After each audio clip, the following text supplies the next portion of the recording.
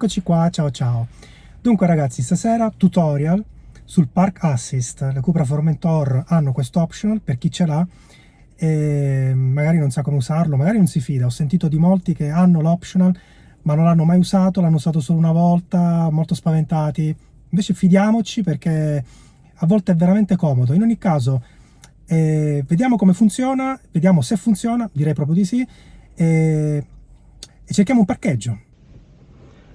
Dunque ragazzi, partiamo alla ricerca di un parcheggio. Qui è molto facile perché siamo in una zona, in un parcheggio, quindi è molto facile dire alla nostra Formentor di parcheggiare. Naturalmente noi possiamo agevolare in un parcheggio la situazione attivando dai nostri assistenti l'assistente parcheggio.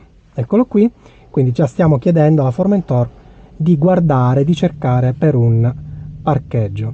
Sta cominciando a individuarne uno, ne ha individuato uno. Allora cosa facciamo?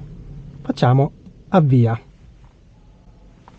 Allora la Formentor ci guiderà nel parcheggio, ci dice di andare a marcia indietro sul cockpit.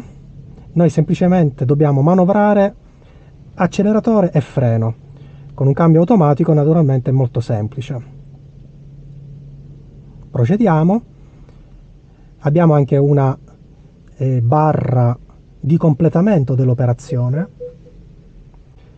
nel cockpit che ci dice quanto manca al completamento dell'operazione. Noi naturalmente dobbiamo sempre monitorare tra telecamere e tutto che vada tutto bene. Ecco, frenare.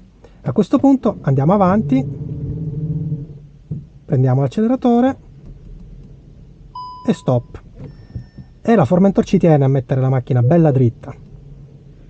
Procedere lentamente all'indietro, questo è il comando sul mio cockpit.